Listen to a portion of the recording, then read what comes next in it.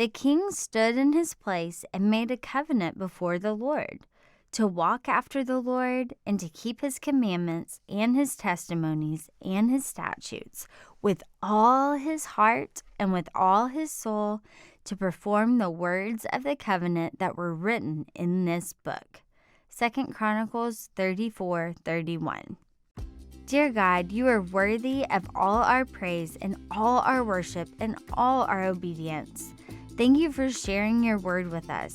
Help us to learn in our story today how we can love you with our whole hearts like King Josiah. Thank you. We love you. In Jesus' name we pray. Amen. Thank you for praying with us today. The Kids Bible in a Year podcast is sponsored by Little Passports, delivering monthly activity kit subscriptions that help kids explore the world, cultivate curiosity, and discover new interests, with hands-on crafts and activities in cooking, science, crafts, and more, all with a unique cultural twist. Visit littlepassports.com/blessed to learn more and save 20% with code BLESSED.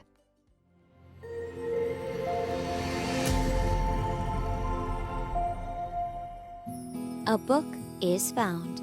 In our last story, we learned about how Manasseh and Amon ruled in Jerusalem and did much evil. Manasseh asked the Lord for forgiveness after being taken captive. In this story, Josiah will become king of Judah. Find the book of the law and have it read, as inspired by 2 Kings and 2 Chronicles. Hi there, it's Julia Sadler with the Kids Bible in a Year podcast. I'm so happy you're here.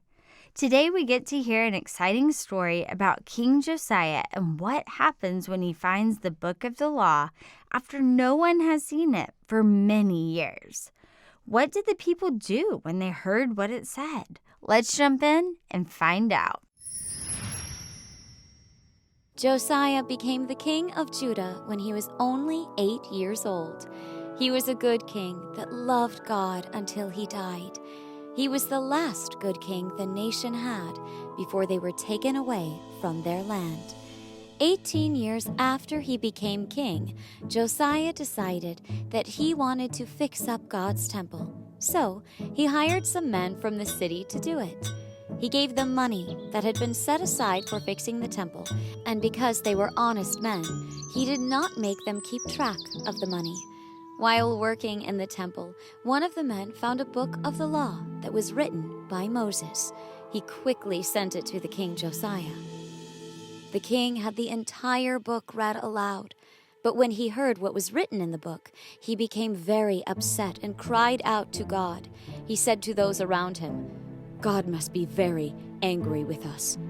Those that came before us promised to worship only God and to follow his commands always. But all our people have turned from him and don't keep to the promise that was made. Again and again the promise has been broken. Our punishment can't be too far in the future." King Josiah sent one of his servants to find someone that could talk to God about what was found in the book and their coming judgment. They went into the city and found a woman named Huldah. She was a prophet, or someone that speaks with God. They told her about the book of the law of Moses and asked for a message from God concerning what was to come, because they didn't keep their promise to him. After hearing about the book, God spoke a message to her for the people. "God has given me this message," she said. "He said to me that the people of this city have completely turned away from me. They serve other gods and don't obey my commands. The judgment you read about in this book will happen soon. Everyone in this city will see my judgment, and no one will be able to stop it from coming." She paused and then heard another word from God. He says to the king Josiah, "I saw that you cried when you read this book and heard of the coming judgment. I know your heart was sad and you cried out to me humbly. I have heard your cries, and because of this, I will not bring the judgment until you have passed away." The priests listened closely to the words she spoke and took the message back to the king. After listening to the words of God, Josiah called for all the leaders of the cities of Israel. The leaders then called for the people of the city to gather at the temple so they could all hear the words of God. Josiah then read the law of Moses from the book that was found aloud for the city to hear.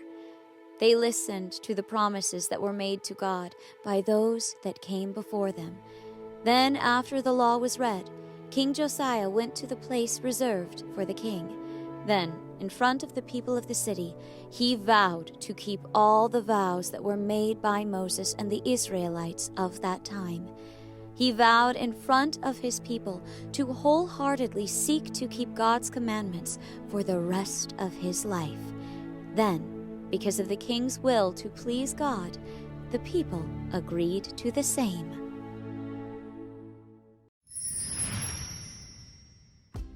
Yay! All right, before we go any further, I want to just take a minute and stop and celebrate. Do you know how fantastic it is that God's people found the book of the law? It's a big, huge, incredible, fantastic, and awesome deal. So let's take just a minute to do a happy dance. Woohoo! God's word has been found. Now, do you know why it's such a big, huge, incredible, wonderful, awesome, amazing deal that God's word has been found? Well, imagine that there were no Bibles anywhere at all anymore. Worse, imagine that the last time anyone had even seen a Bible was when your grandparents or great-grandparents were teenagers. There'd be no Bibles on phones or computers, no videos, storybooks, or even podcasts like this to help you learn about God. When today's story happened, there was nothing to teach anyone how to know or love God except what people kind of remembered. And that was a lot like playing the game of telephone. Have you ever played the game of telephone? It's where you line up 5, 6, 10 people and whisper a phrase like, "The moon is made of cheese," into the first person's ear. Then they whisper it to the next person, then they whisper it to the next person, and all the way down until the person at the end tells everyone what was whispered to them. And they say, "Baboons sure like to sneeze?" That's kind of what happened in Judah when people tried to understand God. You see, without being able to read God's word for themselves, no one knew who God really was or what he liked. They didn't know how dangerous sin was or all the promises God had made and kept to his people. They just kind of sort of maybe remembered a little bit of what was in there. No wonder everyone was confused. The whole nation was disobeying God and following fake gods because they had forgotten how to follow the Lord. But when the book of the law was found and King Josiah read it to everyone, man, oh man, it was fantastic. In fact, it was big, huge, incredible, wonderful, awesome, and amazing because now everybody understood God's goodness for themselves. They didn't have to guess what God wanted for them. They already knew. Suddenly, it was clear how to love and obey God, and this gave people so much joy that everybody did a little happy dance. They weren't confused anymore, and they promised to love God with their whole hearts again. Now today, the Bible is everywhere, but many, many, many people don't read it. Some just kind of sort of maybe remember a little bit of what's in there, and others play telephone with what it says. They believe what someone thought they heard from another guy who was watching someone on TV say they read on a blog somewhere. Isn't that silly? God gave us his word so that he could talk to us himself. He loves you so much that he wrote down all his promises and stories of his faithfulness so that you would never forget them. And the best way to know who God is and what he's like is to read your Bible for yourself again and again and again. Not to play the game of telephone or just rely on the bits you kind of sort of maybe remember. King David said God's word is like a bright street light when you're walking down a long, dark road at night. And the Apostle Paul said that every word in the Bible is like God's whisper in your ear, teaching you how to love and obey Him and reminding you that He loves you very much. And I think that's a big, huge, incredible, wonderful, awesome, amazing deal. I'm so happy you joined me today. Come back next time to hear about all the wonderful things that happened while Josiah was king of Judah. Remember, the Bible is the best story ever told. It's God's story to you, and it's all true. Enjoyed the podcast? Leave a review to help other parents discover us and spread the gospel around the world. Thanks for listening to pray.com's Kids Bible in a Year.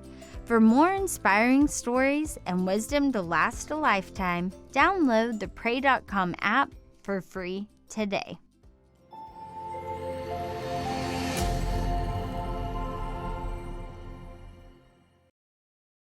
Thanks for listening to Kids Bible in a Year. I want to invite our adult listeners to check out my other show, Unapologetic, God's Truth on Today's Topics.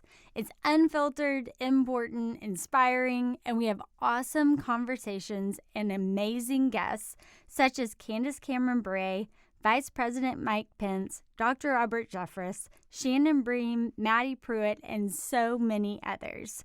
We are helping you have conversations that empower you to have bold faith in a broken world.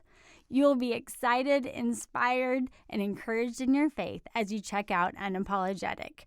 Remember that you can tune in wherever you get your podcasts and on pray.com.